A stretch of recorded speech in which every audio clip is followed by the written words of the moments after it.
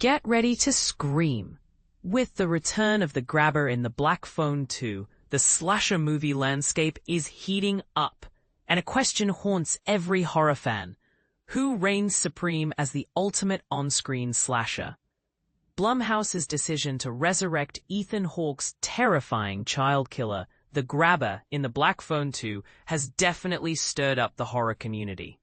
The original film seemed to offer a definitive end for the character, but the sequel's premise suggests a potential shift towards a more franchise-oriented, Nightmare on Elm Street-esque formula. Early box office projections indicate this gamble is paying off, potentially marking Blumhouse's biggest opening in quite a while. You can read more about the box office predictions here. https www.joblo.com/boxofficeupdate. The Black Phone 2. On par with the first, Good Fortune has a weak start.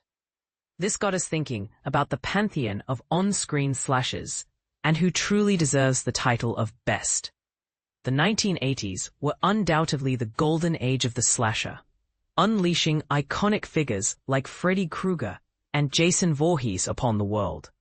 These characters, often fueled by supernatural elements or unstoppable rage, became synonymous with the genre.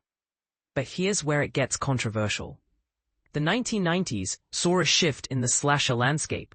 Films like I Know What You Did Last Summer and the Scream franchise introduced a whodunit element, replacing supernatural killers with more grounded, human antagonists. The Fisherman and Ghostface, for example, brought a new layer of mystery, as the killer's identity often changed with each sequel. This pivot arguably diluted the pure, unrelenting terror of the classic slasher. And this is the part most people miss. Recently, there's been a resurgence of the classic slasher, with Terrifier's Art the Clown leading the charge. Art embodies the relentless, brutal nature of slashers from decades past, offering a stark contrast to the more mystery-focused slashers of the 90s.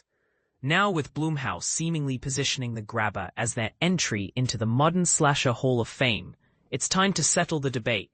Who is the ultimate slasher villain of all time? Our list wouldn't be complete without some of the genre's forefathers. We've included iconic figures like Norman Bates from Psycho and Leatherface from the Texas Chainsaw Massacre, both of whom helped lay the groundwork for the slasher genre's evolution. Both characters are also currently enjoying renewed interest thanks to Netflix's Ed Gein series, which delves into the real-life case that inspired both characters. https://www.joblo.com/monster The Ed Gein Story. There was some debate about including Ghostface on this list, considering it's not a single killer, but rather a mantle taken up by multiple individuals. But ultimately, the iconic status of Ghostface was undeniable, earning them a spot on the list. We did, however, end up leaving off the Fisherman from I Know What You Did Last Summer. So which slasher takes the crown? Cast your vote in our poll and let your voice be heard. We want to know why you chose your pick. Is it the sheer brutality, the psychological depth, the iconic mask, or something else entirely? Let's debate. About the author, editor-in-chief, Joe Blow. Favorite movies: Goodfellas, A Clockwork Orange, Boogie Nights, Goldfinger, Casablanca, Scarface, 83 version. Read more. Heat, The Guns of Navarone, The Dirty Dozen, Pulp Fiction, Taxi Driver, Blade Runner, any film noir. Likes, movies, LPs, James Bond, True Hollywood Memoirs. The Bret Easton Read More Ellis podcast. Every 60s British pop band. Every 80s new wave band. In fact, just generally, all 80s songs, even the really shit ones. And of course, Tom friggin' Cruise.